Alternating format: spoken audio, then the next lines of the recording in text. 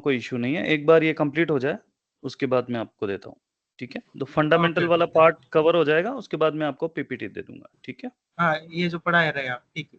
Okay, Right, right. Yes, okay, I'll thank hand it over you. All right. Any other question? Anyone else is having any question? Okay, looks good. So let's move ahead with the services. Understand the core Azure services. So if we talk about AZ900 perspective, it's like 30 to 35% of questions are based on this content which we are going through right now. तो उस point of view से देख लेते हैं, fundamental भी clear हो जाएगा और आप अगर टारगेट कर रहे हैं AZ900 के लिए, तो उसके लिए भी आप टारगेट कर सकते हैं। Okay, so we'll discuss about regions, we'll discuss about availability zones, we will discuss about resource groups, and don't worry about these new terminologies. Maybe it will seem to you that ये कुछ नए हैं words. तो ये धीरे-धीरे जब आप we will go through entire month or 3 to 4 weeks, we'll talk about the Azure only. तो उसमें आपको बार-बार ये चीज़ें सुनने को मिलेगी, देखने को मिलेगी। हम जब प्रैक्टिकली करेंगे, तो आप you will get used to it with. And also you will do your own on your own subscription you will work. तो ये आपको हैंड्स ऑन में भी काफ़ी यूज़्ड टू हो जाएँगे। तो इसलिए हो सकता है because of the first day you might get it कि बहुत सारा इन्फॉर्मेशन है, लेकिन इतना इन्फॉर्मेशन नहीं है। ये प्रैक्टिकली देखेंगे तो बहुत ही रिलेवेंट इन्फॉर्मेशन है और आप इससे वर्डिंग से यूज़्ड टू हो जाएँगे।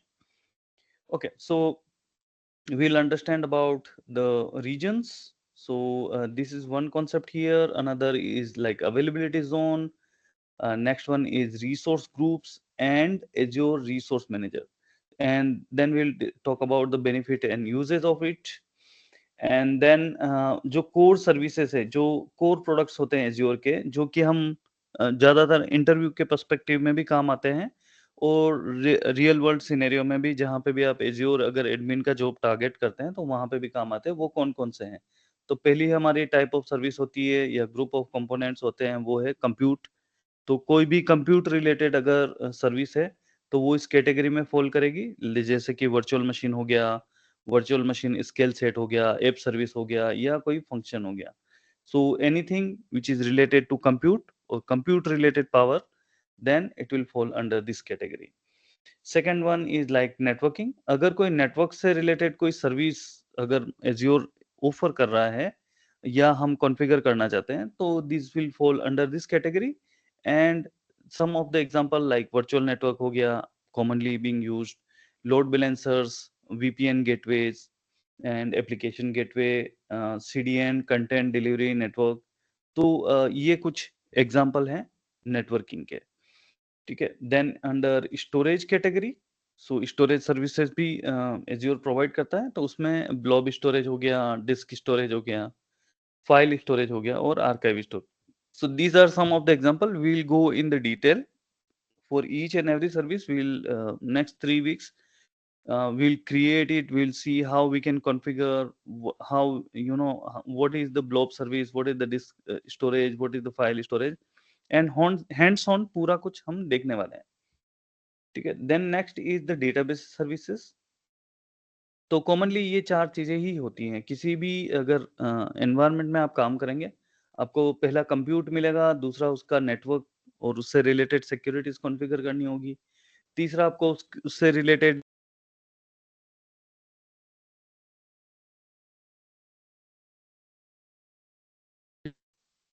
Am I muted here? Am I audible, you guys?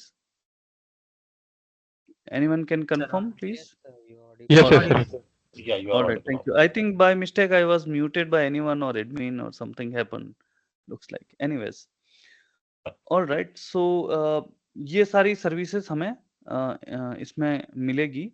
Let me just okay. So commonly we use like compute, networking, storage and database. ये 4 सर्विस में आपकी मास्टरी है, तो आप आराम से कोई सा भी इंटरव्यू इसमें क्रॉस कर सकते हैं। ठीक है, एंड देन डेटाबेस सर्विस में जैसे कि एग्जांपल हो गया कॉस्मोस डीबी हो गया, एज्योर एसक्यूएल डेटाबेस हो गया, azure database migration services which is like now rarely being used but still if some company they require it, maybe they can use, or data warehouse, Azure SQL data warehouse sometime. ठीक है, इसके अलावा हम देखेंगे कि market place कैसा होता है, when we create any service, there is third party services also available. So there are so many services in that case, but mostly we are talking here about the Microsoft services.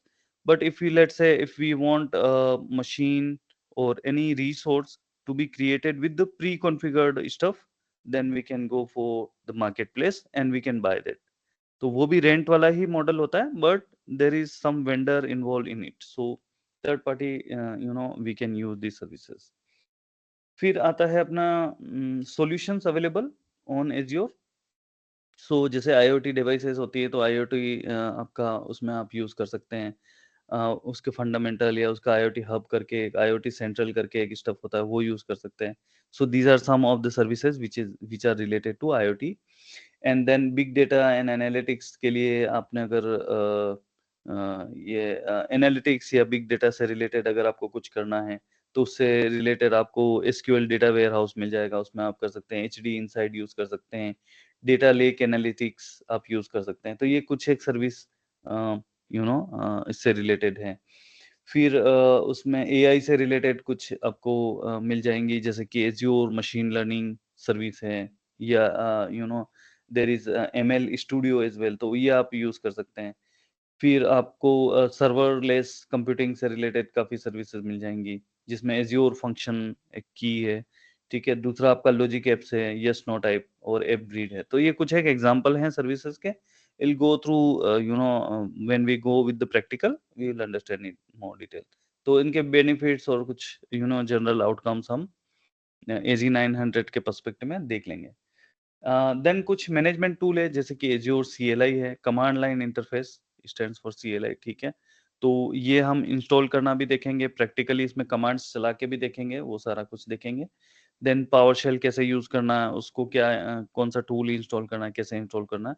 And definitely Azure portal is like most common one, so user interface ये मिलेगा आपको. ठीक है, then we will understand about the Azure advisor, ये कहाँ काम आता है या कैसे.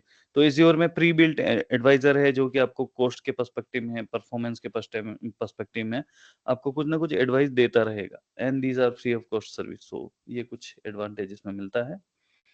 Let's go to next slide. Yeah.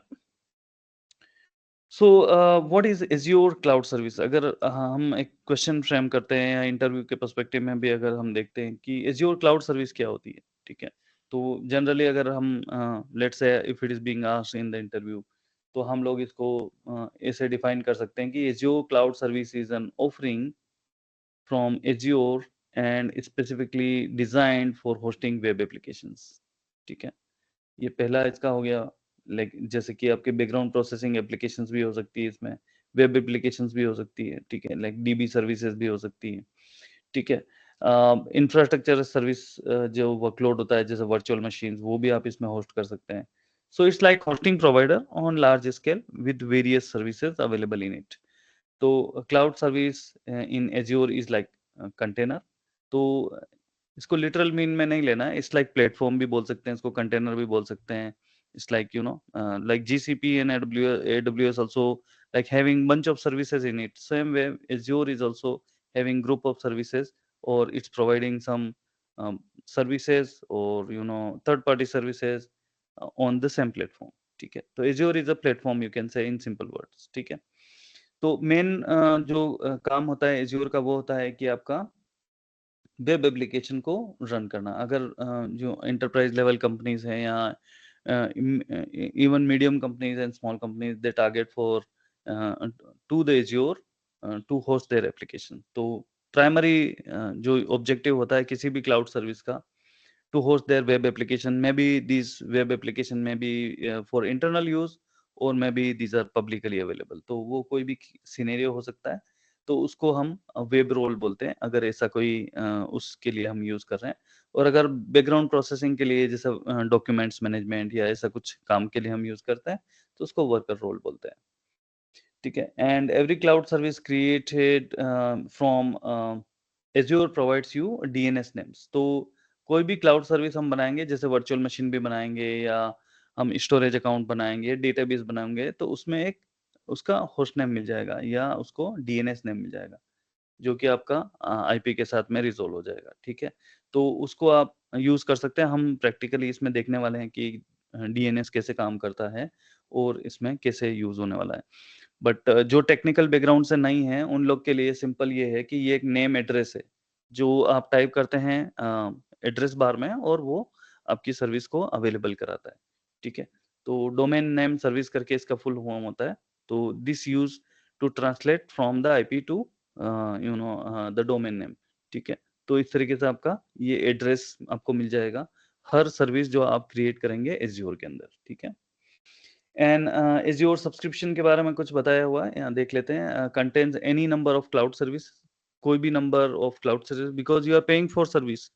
So it's like retail store, आप जो खरीदो आप चलाओ उसको, आप उसका पैसा ऑन पर मिनट बेसिस पे पे करने वाले। And one cloud service can contain any number of roles.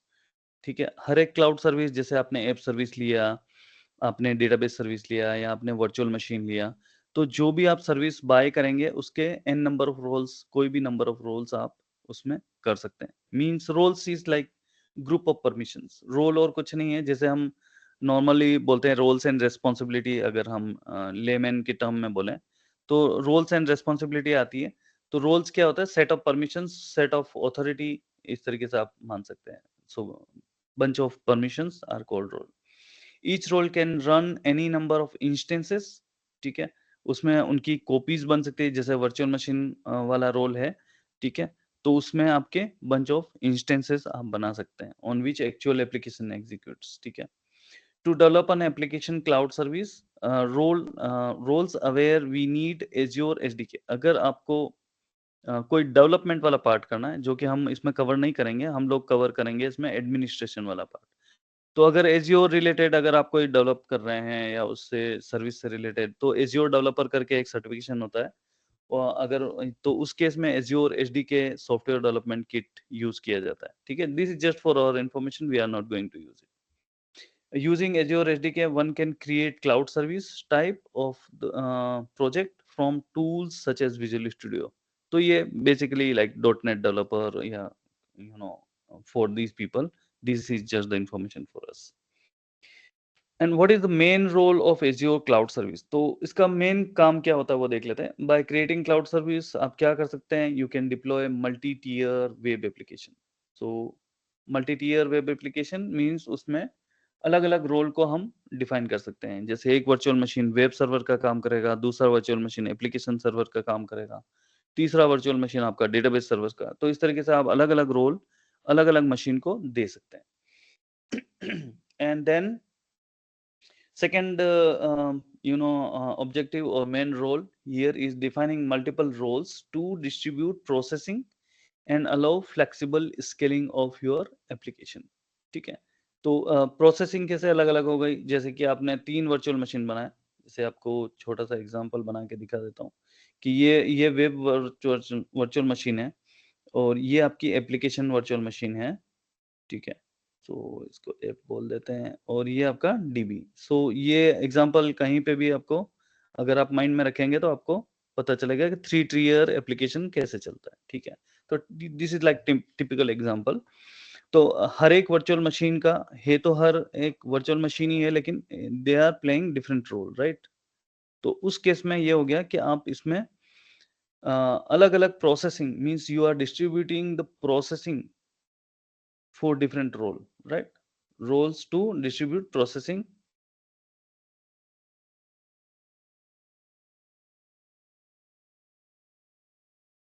Is it really getting muted, or I am just getting the symbol that I am getting muted? No, sir, you're audible. Speak muted, so I got muted, right? yes, sir, you are muted. Uh, No, because yeah, now it's because when I am unmute, I am getting unmuted. But admin, please look into it in case if there is any glitch or something, because I am frequently getting muted.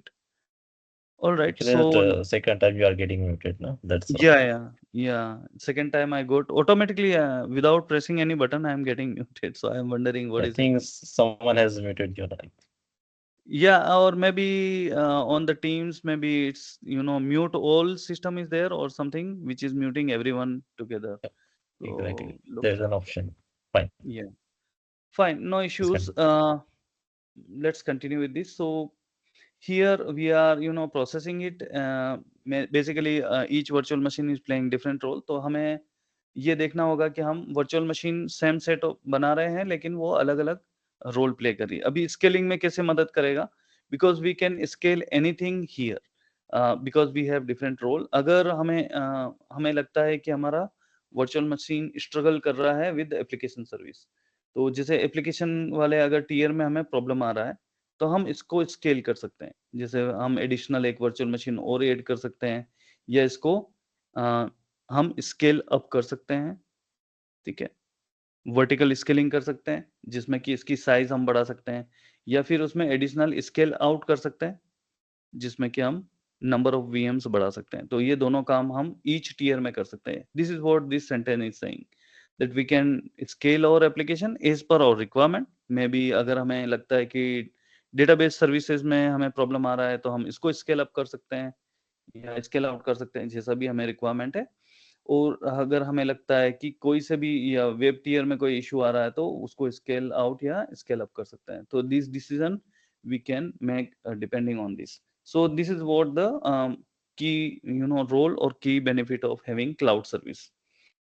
A cloud service consists of one or more web roles and worker roles. तो web roles को आप जो web service जो offer करते हैं उनको web role मान लीजिए. वर्कर रोल जो है बैकग्राउंड वाले रोल जो मान लेते हैं जैसे ऐप सर्विस हो गया या dB service which on application files and configuration. तो ये बेसिकली वही चीज बोल रहा है जो हम लोग अभी तक देखे हैं.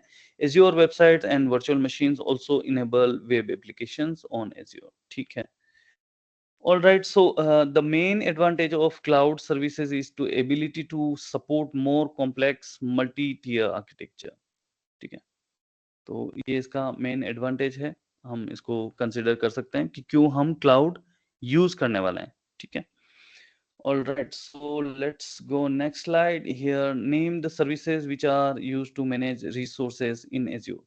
तो हम ये देखते हैं कि कौन सी ऐसी सर्विसेज हैं जो एज्योर में रिसोर्सेज को मैनेज करती है. रिसोर्सेज बोले तो कोई भी जो रिसोर्स हम बनाएंगे, जैसे हमने वर्चुअल मशीन बनाया इसको हम रिसोर्स बोलेंगे, ऐप सर्विस बनाया इसको हम रिसोर्स बोलेंगे. ठीक है, स्टोरेज अकाउंट बनाया इसको हम रिसोर्स बोलेंगे. Anything we create on Azure is going to be resource and which is at the end going to cost us. तो इसको हम रिसोर्स बोलते हैं. तो उसको मैनेज करने के लिए कौन सी सर्विस काम आती है? ठीक है, इसको मैनेज करने के लिए इन रिसोर्सेज को. तो there is a one service called application insight. तो ये बेसिकली हमारा जो ऐप सर्विस होती है उसको मॉनिटर करने के लिए काम आती है. ठीक है, तो ये कुछ एग्जांपल है. There are several example, this are some of the example. Azure portal है जो कि यूजर इंटरफेस है बेसिकली. तो वो तो सब कुछ मैनेज करने के लिए काम आती है, right. Like command line interface है वो भी ऐसे मैनेज करने के लिए काम आती है, या पावर शेल भी हम यूज कर सकते हैं. ठीक है, so these are like tools which we can use to manage the resources, right. Then there is Azure Resource Manager. तो ये वाला जो Azure Resource Manager है ये तो like core सर्विस है हमारी. सब कुछ जो हम जो रिसोर्स क्रिएट करेंगे या जो रिसोर्स को हम डिलीट करेंगे या मैनेज करेंगे या रिकॉन्फ़िगर करेंगे, it is going to happen with the Azure Resource Manager. So Azure Resource Manager you can understand as a like central unit to manage your resources. इसका मैं एक आपको अभी इसका एक फोटो भी दिखा देता हूँ ताकि उसमें थोड़ा क्लैरिटी हो जाएगा. Then log analytics, this is like collecting the log, creating the report. तो ये एक Azure Monitor की एक सर्विस है जो log analytics जिसको बोलते हैं, वो आपकी log collection and creating the report related to logs करेगा. तो ये कुछ सर्विसेज है जो आपकी सपोर्टिंग सर्विस आप बोल सकते हैं टू मैनेज योर रिसोर्सेज. ठीक है, अभी इसमें जो कोर कॉन्सेप्ट है हमारा वो है Azure Resource Manager वाला. वो थोड़ा सा हम देख लेते हैं. Let me open my age here. Azure Resource Manager. see. I'll simply find an image. I think yeah, this is the image I was looking for. I will open this in new tab so it will be easy to understand.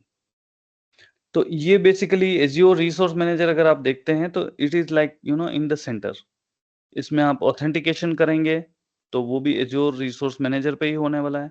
अगर आप कोई भी resource बनाने वाले हैं, जैसे ये resources कुछ एग्जांपल दिया है कि डेटा स्टोर बना रहे हैं या वेब एप्लीकेशन बना रहे हैं या फिर आप वर्चुअल मशीन बना रहे हैं, any resource, basically anything you create on the Azure is going to be created by Azure Resource Manager। इसलिए उसका नाम इस तरीके से दिया है कि वो रिसोर्स मैनेजर है, it's going to manage all your resources. ठीक है, एंड ये जो टूल्स दिखाए हैं कि आप कितने तरीके से या कौन कौन से मेथड से आप बना सकते हैं। तो पहला आप Azure पोर्टल यूज कर सकते हैं जिसमें आपको यूजर इंटरफेस मिल जाएगा। इसमें आप मैन्युअली आप by pressing next next next you can create any resource. तो वो आप इसमें वो कमांड भेजेगा इसमें Azure रिसोर्स मैनेजर में। Azure रिसोर्स मैनेजर आपके लिए जो भी आप चीज बनाना चाहते हैं यूजर इंटरफेस के थ्रू वो आपको बना के दे देगा। इसी तरीके से आप पावरशेल कमांड यूज कर सकते हैं, वो एक एसडीके के थ्रू कनेक्ट होगा और वो आपके Azure रिसोर्स मैनेजर से बात करेगा और वो आपको रिसोर्स बना के देगा। ठीक है, third method is like Azure CLI और कमांड लाइन इंटरफेस, वो भी आपका एसडीके के थ्रू चलेगा। तो एसडीके आपका Azure रिसोर्स मैनेजर से बात करेगा और it will create the resource.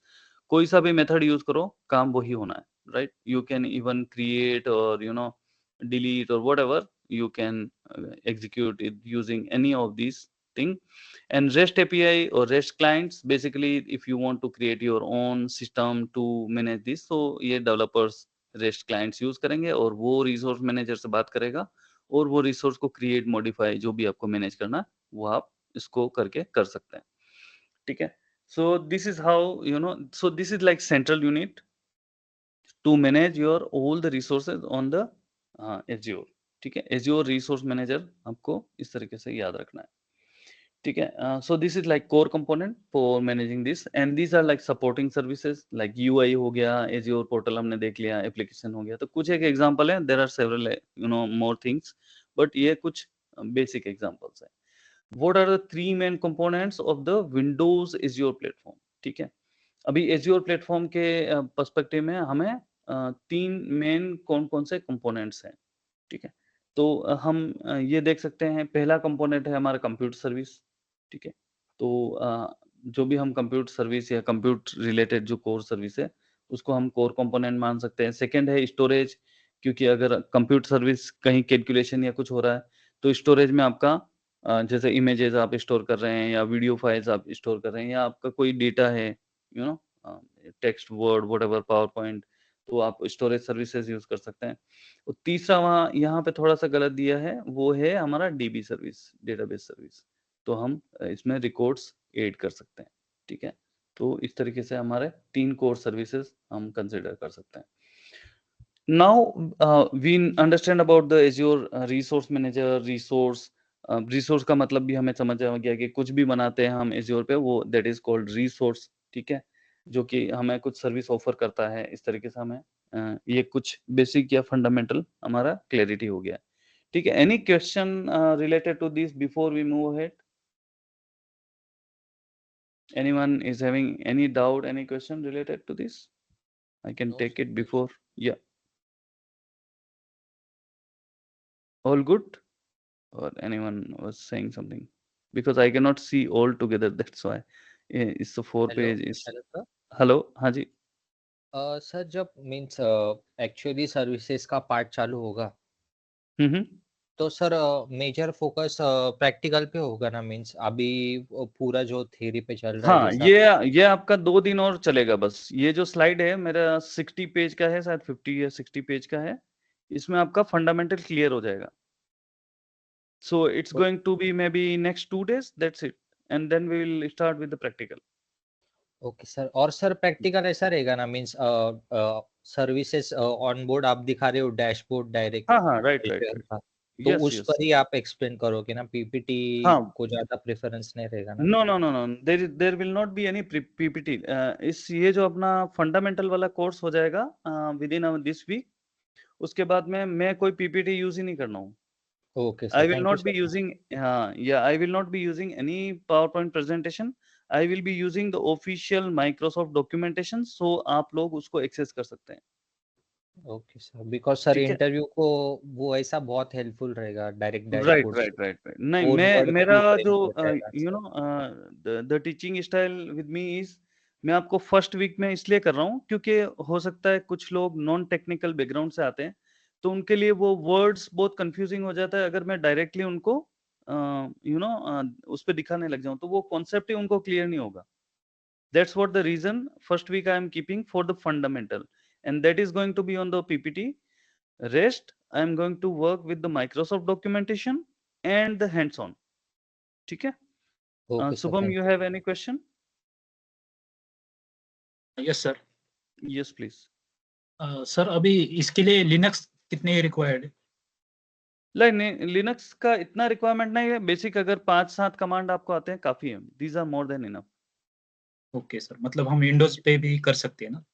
हाँ विंडोज पे भी देखो अगर आप एज ए एज्योर एडमिनिस्ट्रेटर कोई जॉब टारगेट करते हैं और हाँ लेट्स से उनके पास में कुछ लिनक्स मशीन है तो आपको थोड़ा बहुत उबुंटू का जो कमांड्स होते हैं लिनक्स वाले वो आपको हाँ करने होंगे and these are more than enough ठीक है इसके अलावा भी nowadays you can easily find the documentation so whenever you have let's say because in IT field we cannot learn everything together and jump into it so कुछ basic fundamental आप सीख लें कि लिनक्स में हाँ कौन कौन सी बेसिक कमांड है उसके बाद में आप जब अगर आपको ऐसा रोल बाय चांस मिल गया जिसमें कि आपको लिनक्स को और एक्सप्लोर करना है तो आप इजीली इंटरनेट पे रिसोर्सेज देख सकते हैं कि मुझे ये पर्टिकुलर सेगमेंट के लिए क्या क्या सीखना होगा या क्या क्या चीजें या कौन सी कमांड्स मुझे यूज करनी है तो वो इजीली आप कर पाएंगे with in days you can manage it it's not a difficult system basically okay because nowadays resources are easily available right. Sir anyone subscription else मैंने पूछना था हाँ जी मैं सब्सक्रिप्शन आप देने वाले हो या फिर अपना पर्सनल यूज करना है No, no, you will be creating your own. I will be showing, okay all these resources when I am showing on my slide. I will be using mine, but I will fine help you to create the subscription. उसमें आपको कोई नहीं payment नहीं लगेगा and 30 days you will get $200. actually the thing is I have used my free trials, that's why I'm asking about that. You already have a free trial or you finished it? Actually I've used Used it. finished. Okay. Yeah, तो fine. आप उसके लिए एक काम करना एक Gmail account बना लेना उसमें आप सब्सक्राइब कर लेना उसमें या different account if you have another email account नहीं उसमें बट हो जाएगा in case of Azure actually अगर कुछ भी मीन्स इंफॉर्मेशन एग्जिस्टिंग अकाउंट से मैच होती है तो वो डिनाई कर देता है एक्चुअली। तो आप दूसरे के आपके जैसे कि पेरेंट्स के अकाउंट या किसी बच्चे के अकाउंट से किसी से बना नहीं सकते बट हैं इन सेशन शायद आप लोगों ने बताया था कि आपको कुछ सब्सक्रिप्शन मिलेगा हमारी तरफ से आर्बर की तरफ से शायद कुछ तो बताया था आप लोगों ने आई थिंक सो। नहीं नहीं वो they are talking about the free subscription which we will help you to create fine ठीक हाँ ठीक है वो उसमें कोई इश्यू नहीं आना चाहिए देखो जनरली जो हाँ एक्चुअल के generally main we use part actual के मेन पार्ट प्रैक्टिकल से होने वाला है मींस कितना भी थ्योरेटिकल अगर पढ़ लिए ना तो उतना हाँ जो चीज़ों को कैप्चर नहीं कर पाएंगे। That's all. right I understand this concern and generally what I did is I also used my child's name to create the account it's okay कोई सा भी email यूज कर लो ऐसा कोई वो इतना स्ट्रिक्ट वेरिफिकेशन नहीं है you नहीं got my point actually I tried multiple times, that's why I am asking about the वो जो प्रॉब्लम्स नहीं है विद डिफरेंट ईमेल आईडी वो एडब्ल्यूएस के अंदर मींस अलाउ करता है सारी चीजें। नहीं अगर आपके फॉर्म में सेम एग्जैक्ट इन्फॉर्मेशन है जैसे आपने आपका फुल नेम वही यूज किया है आपका एड्रेस भी वही यूज किया कार्ड भी वही यूज कर रहे हैं और ईमेल अकाउंट चेंज कर रहे हैं तो हो सकता है आपको प्रॉब्लम आई हो बाकी आपका अगर आप नाम भी दूसरे का यूज कर रहे हैं कार्ड भी आप चाहे तो वो यूज कर रहे हैं या कोई डेबिट क्रेडिट कोई सा भी यूज करो it's only it will deduct ₹1 I think तो टू रुपीस फिर उसमें चल जाएगा I will see that. Yeah, easily it's doable, but don't try it right now. Try it after this we finish the basic one, तो आपको पूरे $200 एक month तक आप पैरेलल में आप हैंड्स ऑन कर सकते हैं, ठीक है। So it will be more helpful. चलेगा। All right. So, like, anyone else having any question related to any doubt, anything so far? और हमारा स्टडी से रिलेटेड जो हम अभी पढ़ रहे हैं उससे रिलेटेड कुछ क्वेश्चन हो।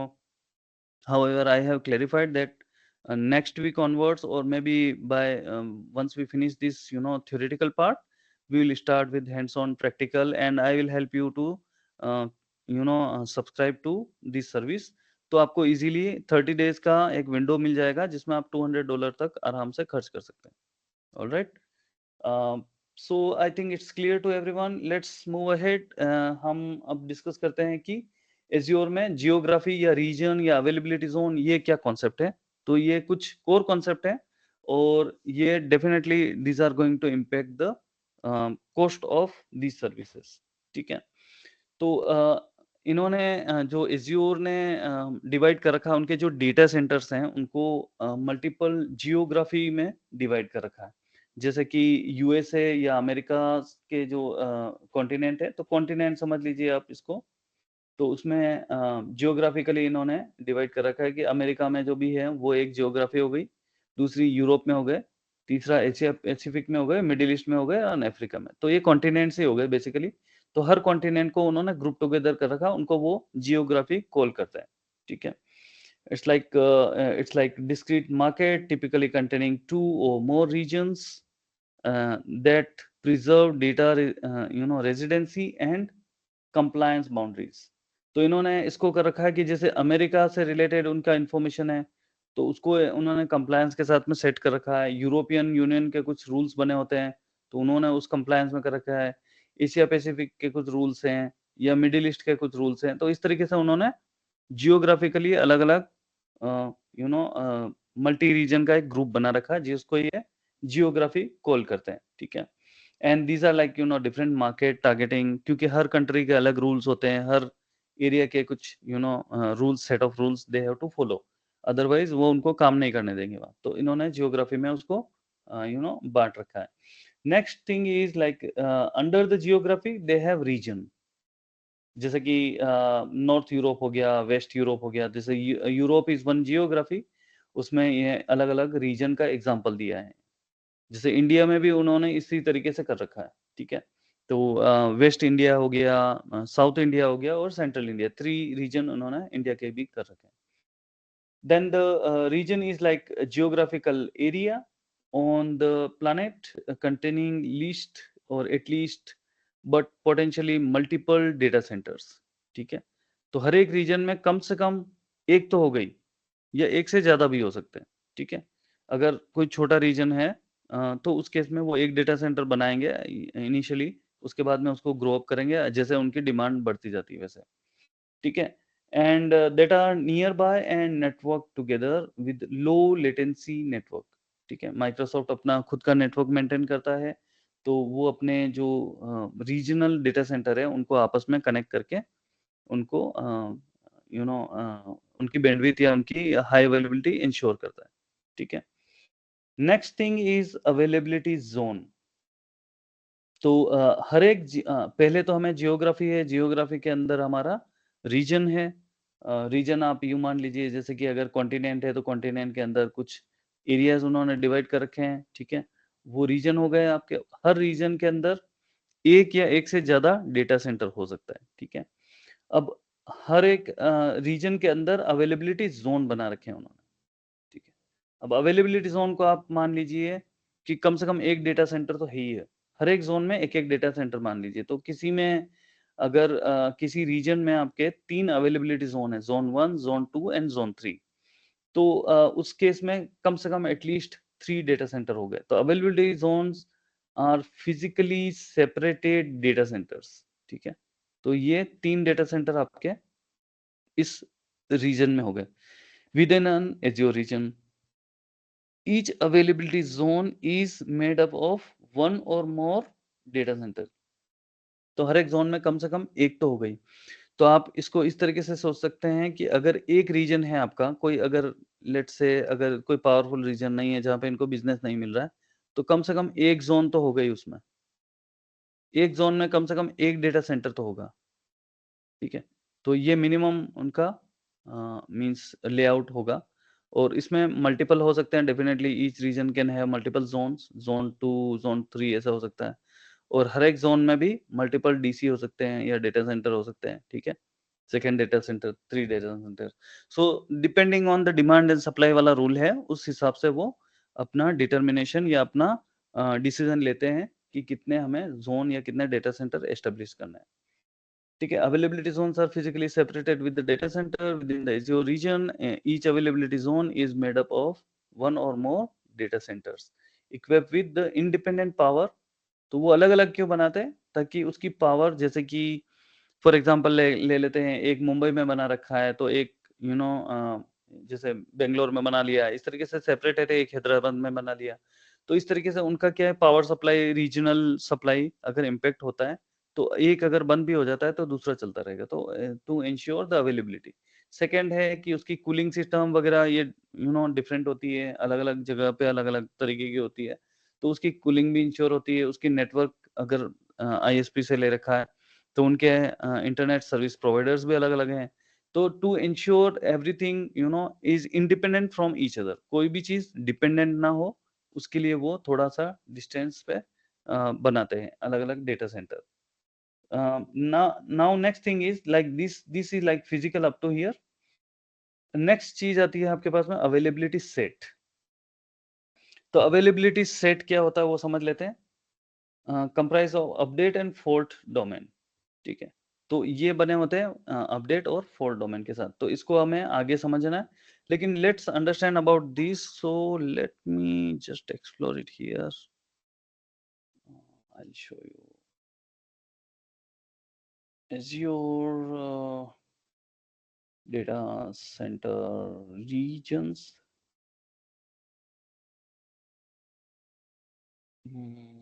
There is an image or something I can find it out. Let me see. Global infrastructure experience. चलो ये होगा शायद. हाँ, this is the right place I think.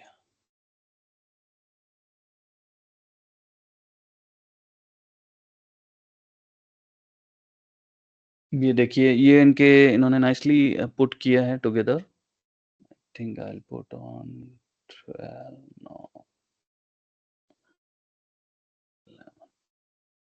ये आप फुल स्क्रीन में देख सकते हैं तो इन्होंने एक ग्लोब में ये जहां पे भी इन्होंने ग्लोब में दिखाया है वो इनके डेटा सेंटर है तो इंडिया में अगर देखते हैं हम तो इंडिया में I think we have 3 India south central south India and central India and ये तो शायद इंडिया अपना कंट्री के पॉइंट ऑफ व्यू से बता रहा है there should be plus sign here तो इस तरीके से अच्छे से नाइसली इन्होंने प्रेजेंट किया है कि कहाँ पे इनके डेटा सेंटर्स है हम लोग थोड़े आउट हो गए क्या ओके दिस इज इंडिया तो ये अगर आप देखेंगे तो इनके ये डेटा सेंटर्स हैं ठीक है ये ब्लू डॉट जो दिख रहे हैं थिंक स्मॉल वन बस इससे जूम नहीं होगा लगता है okay so like this is in some western part this is like top north part this is like here you see in the central part so ये अलग स्केटर्ड है maybe this is Ahmedabad Mumbai area so and one is like in south india maybe chennai or somewhere near and these all are interconnected तो आप इसकी connectivity भी देख सकते हैं ये जो चमकती हुई लाइंस दिख रही हैं these are like dedicated connections between these तो वो अपनी बैंडविड्थ या अपना जो फाइबर ऑप्टिक्स वो अपना यूज करते हैं and they have these data center spread across the world ठीक है आई थिंक रशिया में नहीं होंगे इनके रशिया को छोड़ के और चाइना में भी I am not sure China भी खाली दिख रहा है मे बी यहाँ पे हैं कुछ so other than that if you see like Europe is full of these data centers Africa is little bit less but yeah South Africa is there and US is definitely ये US के product है तो US तो पूरा चमक ही रहा है I don't know these are different symbols also Solar, okay. So they are, working with the solar plant and all those things as well. So this is also mentioned. Wind project, ये इनके खुद के हो सकता है projects लगे हों इनके साथ में ये। अगर आप रिलेटिवली देखेंगे तो these are like big dots, so these are like large data centres in US because there is lot of demand. अगर आप जैसे इंडिया के अगर देख रहे थे तो छोटे छोटे डॉट्स थे, means these are relatively small data centers compared to US data centers, and these all are interconnected, right? So this is how it is all together. All right, so these are called region. Each like this is a geography, and in this geography these are like region. So central India is one region, West India is one region, and South India is one region. So in Indian context, these are the region, and these are like fiber optics, all layout and all those things. So this is the really nice view. Let's make it small. So I think region वाला concept तो आपको ये globe देख के समझ आ ही गया होगा, ठीक है? Let's go back to our, yeah. So this is what we are calling the region here, and these are like continents.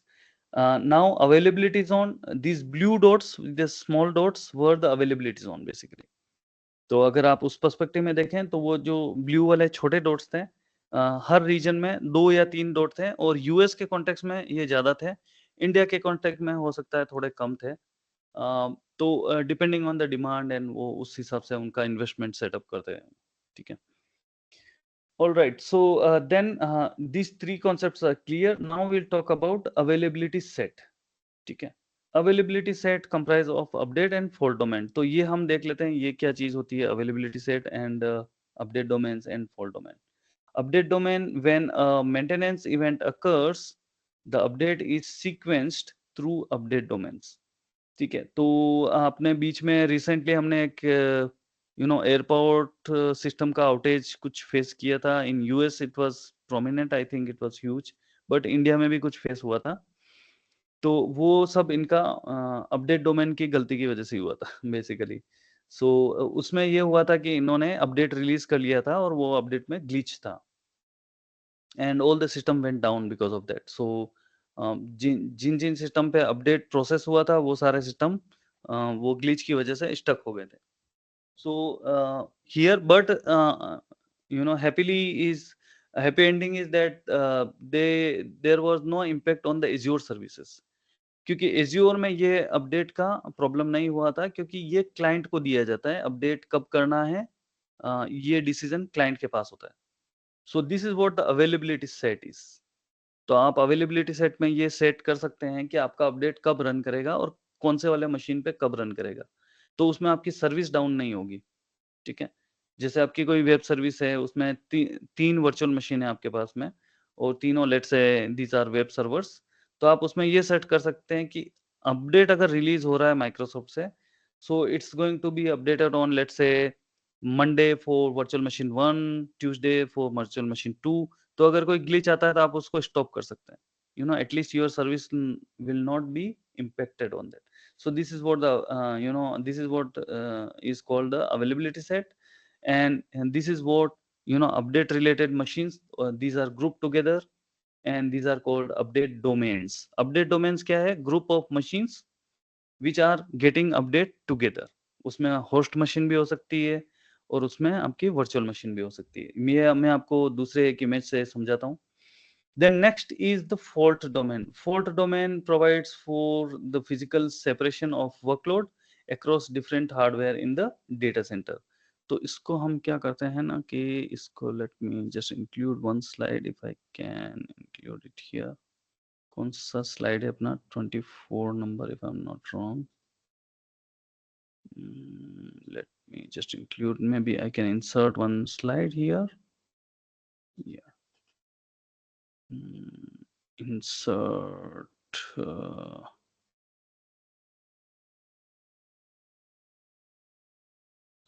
new slide. It's going to be, I just want the blank slide, but it's not giving me the slide which is blank.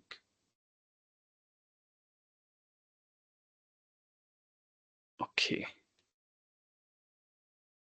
just give me a moment. I'm just formatting this slide and should work. Okay, looks okay. So let's go. Yeah, this is the blank slide I have. I will simply use the pen tool and let me see.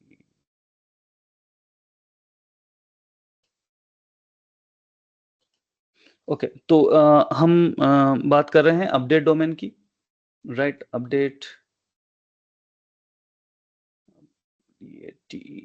Domain, ठीक है। Update domain क्या होता है वो देख लेते हैं। तो जैसे कि आपके पास में कुछ वर्चुअल मशीन्स है, ठीक है। वर्चुअल मशीन्स में आपके पास में तो बेसिकली अगर फिजिकल स्ट्रक्चर देखें तो अगर आपने डेटा सेंटर देखा हो तो उसमें एक रेक होता है, right? This is like rack, ठीक है। उस रेक में आपके सर्वर्स रखे होते हैं। These are like physical boxes. हर एक सर्वर इस तरीके से होता है और उसमें एक फाइनली एक नेटवर्क स्विच होता है और एक पावर सप्लाई से रिलेटेड सोर्स होता है। तो इसमें आपका एक नेटवर्क स्विच है और एक आपका इसमें पावर सप्लाई है और ये वाला सिनेरियो आपका रेप्लिकेट होता है। मीन्स वो रेक्स पे रेक होते हैं उनके डेटा सेंटर में। There are multiple racks in the data centre and each rack is containing multiple physical servers. So these boxes I am creating are the physical servers और हर एक की एक नेटवर्क और एक नेटवर्क एंड पावर सप्लाई होती है, ठीक है। इसी तरीके से आपके रिपीटेशन होता रहता है। अभी होता क्या है कि आपकी जब वर्चुअल मशीन आप बनाते हैं, ठीक है, तो वो वर्चुअल मशीन किसी एक रेक में बनने वाली है, राइट? बट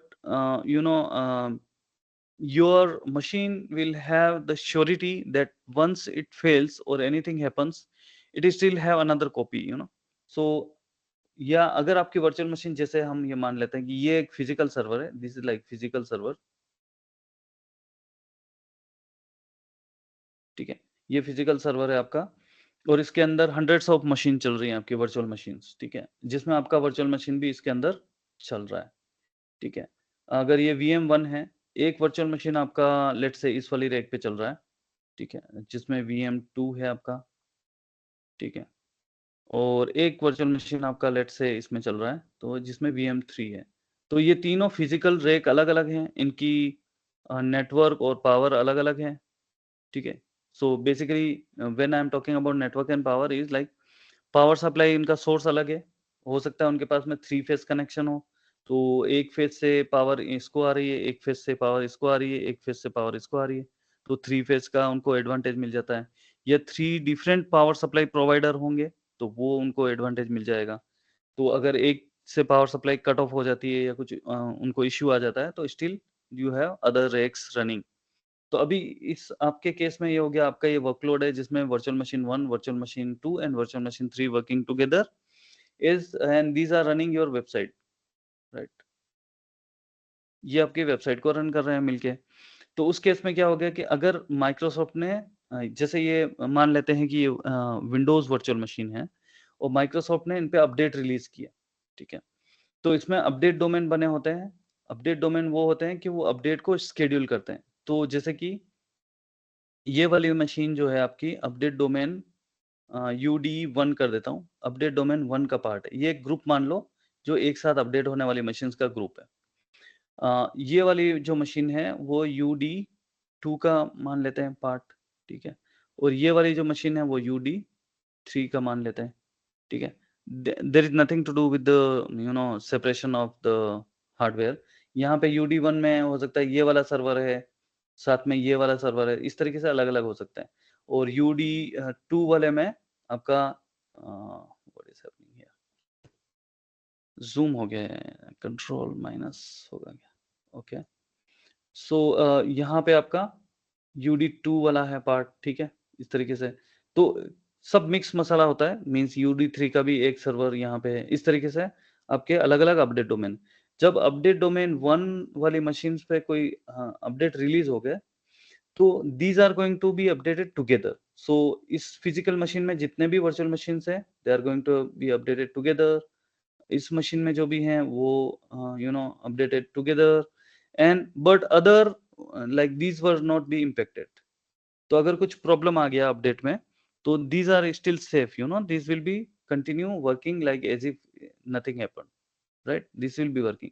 सो आपकी VM3 और VM2 will keep working because they are not related to this UD1, right?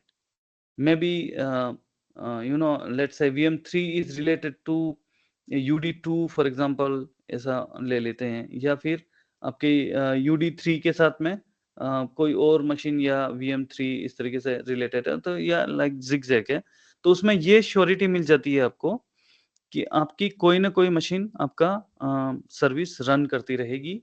उससे आपका जैसे अगर आपका पब्लिक फेसिंग वेबसाइट है या आपका इंटरनल एप्लीकेशन उस पे रन कर रहा है, तो वो वर्कलोड आपको अवेलेबल रहेगा over the internet, regardless having any problem with the update, in case of any problem with the update being released, ठीक है। तो उसमें आपको टाइम मिल जाएगा कि इजीली आप उसको देख सकते हैं कि क्या हुआ है, and it will not stop your entire service. तो ये वाला कॉन्सेप्ट तो हो गया आपका अपडेट डोमेन का। अब आप बोलते हैं कि फॉल्ट डोमेन क्या होता है।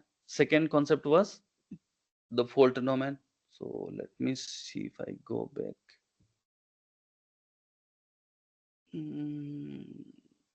I have the pen. Okay, so fault domain, ये कॉन्सेप्ट होता है आपका कि आपकी हर एक रेक को आप फॉल्ट डोमेन मान सकते हैं। ये हो गया आपका FD1, ये हो गया FD2 और ये हो गया FD3। ऐसा क्यों कर रहे हैं? क्योंकि इसका नेटवर्क और पावर सप्लाई सेम है, तो अगर इसकी पावर कट ऑफ हुई तो ये सारे सर्वर बंद हो जाने हैं, ठीक है, तो कुछ भी नहीं चलेगा इसमें से। तो और उनका नेटवर्क स्विच भी एक है, तो अगर इस नेटवर्क केबल में कुछ प्रॉब्लम आ गई तो ये पूरा रेक ही बंद हो जाएगा, it will not be going to be available. So ये फॉल्ट डोमेन हो गया एक साथ, ये सारा ग्रुपिंग फॉल्ट डोमेन 2 हो गया, ये फॉल्ट डोमेन 1 हो गया। तो physical separation of the server having their common power supply and network is called the fault domain, ठीक है। तो अगर इंटरव्यू पर्सपेक्टिव में आपको इस तरीके से पूछा जाता है तो at least you have this fundamental clear, ठीक है। I hope this is making sense. This थोड़ा बहुत ऐसा हो गया, लेकिन मैं इसको आपको पिक्चर में भी दिखा देता हूँ।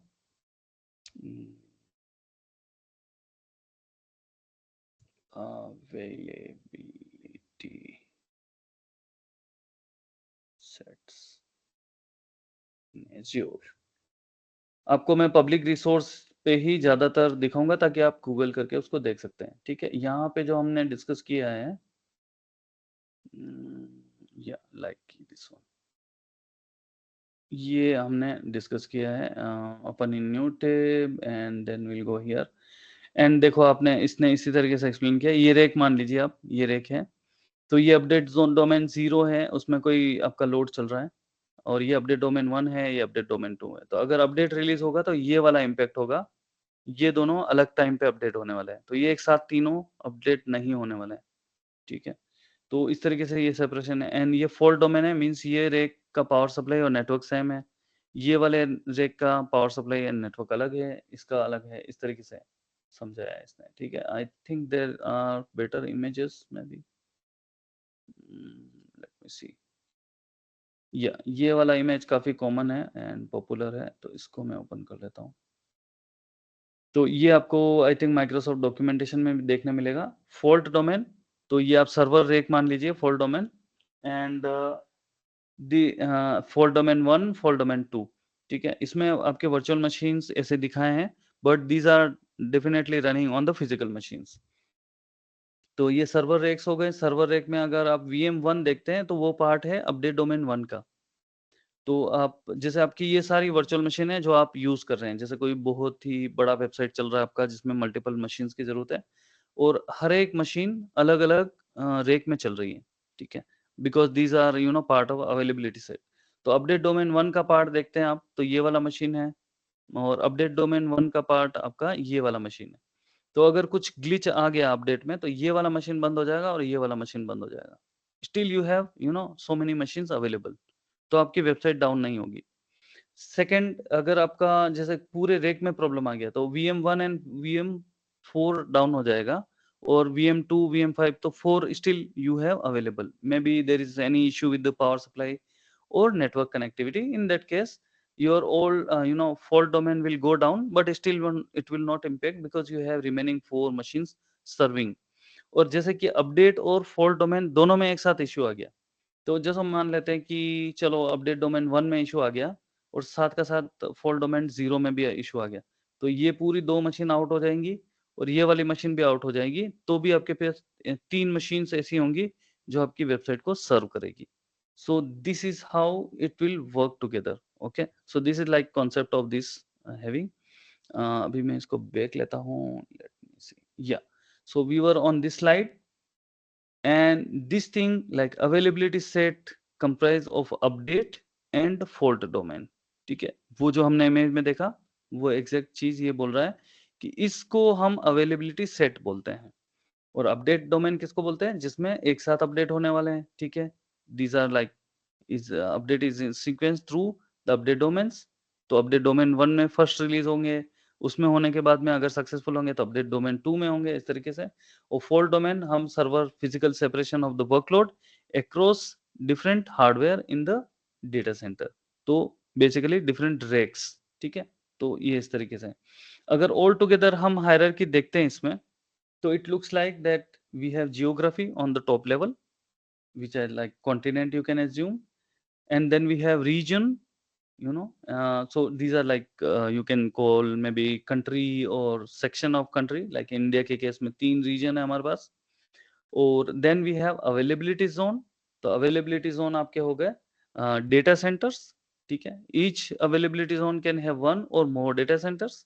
ठीक है, इनसाइड. सो यहाँ से अंदर डेटा सेंटर के अंदर की बात हो रही है कि अवेलेबिलिटी सेट होगा डेटा सेंटर के अंदर, it's not going to be the outside of data centre. तो यहाँ तक हमारा आउटसाइड ऑफ डेटा सेंटर का सेग्रीगेशन था, यहाँ से हमारे डेटा सेंटर के अंदर की सेग्रीगेशन है. तो availability set is comprised of fault and update domain. And what is the fault domain? Fault domain is like physical rack where your virtual machine is running, and it is having a common network and power supply. And update domain is like group of machines which are going to be updated together. ठीक है, तो ये आपका concept I think इसमें clear हो जाना चाहिए. ठीक है, any question related to this? I think looks good, everyone understood the concept, that's great.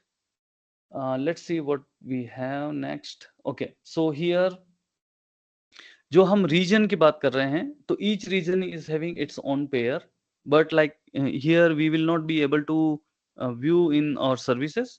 But या डेफिनेशन पॉइंट ऑफ व्यू से हम देख लेते हैं. Each Azure region is always paired with another region within the same geography.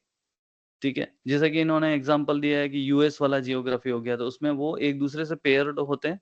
Means अगर एक country में सारे डेटा सेंटर हैं, तो these are grouped together, which is called region pair.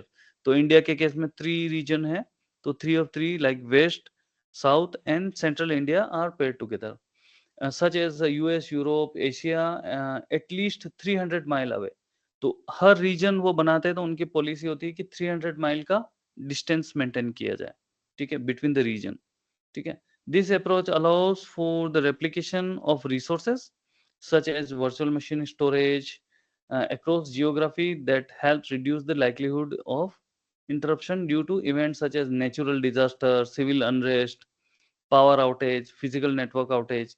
तो वो पेयर इसलिए बनाते हैं कि अगर जैसे कि सेंट्रल इंडिया में कोई कैलेमिटी आता है, कोई इशू आता है, तो still we have west India and south India serving. तो इसलिए वो इसकी ग्रुपिंग करते हैं, और these are called regional pairs. Then next is resource group. A resource group is like logical one. So resource group are fundamental element of Azure platform. ये हम practically भी देखेंगे, अच्छे से समझेंगे इसके बारे में. So you don't have to worry about it right now, because we will be doing it practically, and it will be used most of the times.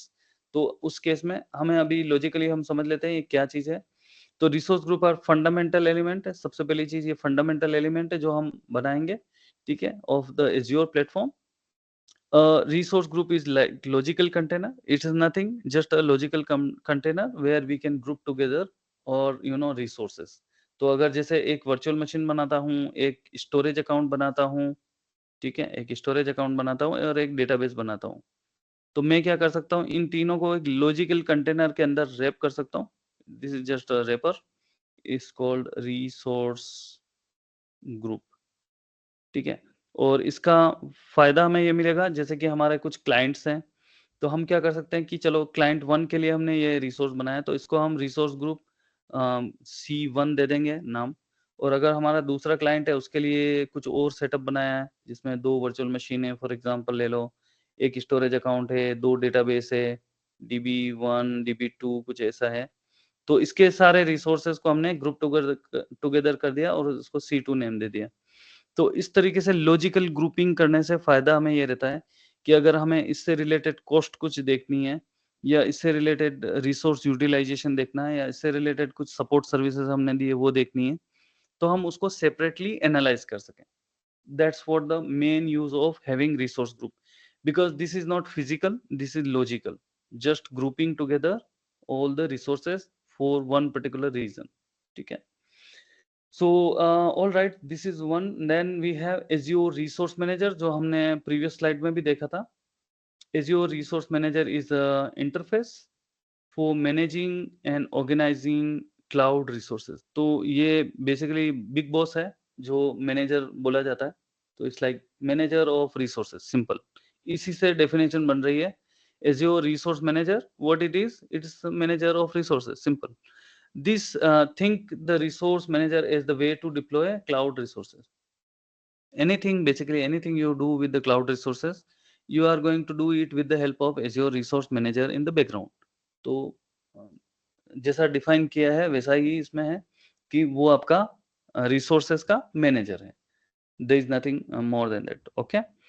So on this note, I think any question you have, I will take, and then we can conclude this session. Anyone, any doubt, anything you want to ask related to maybe data centers? I think you have understood. So yeah, Mohammed, yeah. Actually, I have one question. जैसा कि AWS के अंदर होता है कि for particular reason के लिए Mhm. अलग अलग डैशबोर्ड होता है और means if you we want to access another region then Right. We will right so same वो थिंग Azure में भी होती है क्या? नहीं नहीं, एज्योर में वैसा नहीं है. उसका लेआउट जो है आपका AWS के पर्सपेक्टिव में आप देखते हैं, तो उसमें रीजन में जाके आपको पूरे रिसोर्सेज वहीं के दिखते हैं, और आपको फिर राइट रीजन चेंज करना होता है, राइट. तो राइट उसके वहां पे ये सेटअप है, बट एज्योर में सारे कुछ साथ में दिखते हैं आपको, मल्टीपल रीजन के रिसोर्सेज टुगेदर देख सकते हैं आप. इनफैक्ट राइट आपके जैसे अगर ईस्ट यूएस में कुछ बना हुआ है, इंडिया में कुछ बना है, या आपका ऑस्ट्रेलिया रीजन में कुछ बना हुआ है, तो all together you can see in one view. तो इसमें ऐसा सेपरेशन नहीं है, बट रिपोर्टिंग के पॉइंट ऑफ व्यू से आप इसमें देख सकते हैं कि आपको पर्टिकुलर रीजन की रिपोर्ट देखनी है, वो आप सेपरेशन देख सकते हैं. So like interface is quite easy compare to AWS, because मैंने AWS पे भी काम किया है, तो AWS is like little bit, I mean little bit harder than complicated. हाँ, थोड़ा-सा yeah. वो हो जाता है. कई बार क्या So होता है ना कि आप कहीं रीजन में आपने रिसोर्स बना के भूल गए, तो उसको ढूँढना मुश्किल हो जाता है, जब तक कि आप वहाँ जाओ नहीं. exactly right. सो क्या that problem is not there with the Azure. Single dashboard से सारी चीजें राइट. तो हाँ, ये सिंगल बेहतर वे डैशबोर्ड में पे आपको होता है. सब कुछ मिल जाएगी, सब कुछ मिल जाएगी, right. Even you can search it by tag, you can search it by region, you can view in the report. तो ये लॉजिकल सेपरेशन में ज़्यादा इन्होंने किया, इंटरफेस में इन्होंने कॉमन इंटरफेस रखी है. ये बहुत अच्छा इनका है. ईज़ी इंटरफेस है compare to the, even you see the naming convention is really easy compare to AWS. जैसे आपने That's like हाँ, बिकॉज़ जैसे कि यहाँ आपने पर रिसोर्स VM होता मैनेजर. है वहाँ पर इंस्टेंस होता है exactly. Right, right, right. Naming में भी थोड़ा बहुत right, जो हुँ. थोड़ा बहुत मीन्स यूज टू चीजें हैं मैंने वही इस्तेमाल की है. Okay. So you will find it compare to AWS it's really easy. तो ये नेमिंग कन्वेंशन भी ईज़ी है, क्योंकि कई बार क्या होता है ना, इंटरव्यू में हमें वो नाम याद नहीं आता है कि कैसे बोलना है, राइट? तो एक वो कॉमन बराबर मिस्टेक होने का चांस रहता है. अगर कॉम्प्लिकेटेड सा नाम होता है जो रिलेवेंट नहीं होता है, तो वो हम भूलने के चांसेस रहते हैं, या जब हमें वो वर्ड बोलना होता है तो हमें वो आता नहीं है। तो उस केस में ये काफी इजी है, क्योंकि इनके नेमिंग्स बहुत इजी है। जैसे रिसोर्स ग्रुप बनाया है ना, तो group of resource, Right. What, अगर कोई पूछ भी लेता है what is the resource group, it's a group of resource, तो डिफाइन वही हो जाता है वो, ठीक है ना। तो उस पॉइंट ऑफ व्यू से काफी इजी है to remember this. Anyone else having any question, and then we can conclude this session. All right, on this note, admin, are you there? Yes, I am here. Okay, so I'm wrapping this session and handing it over to you. All Okay, right.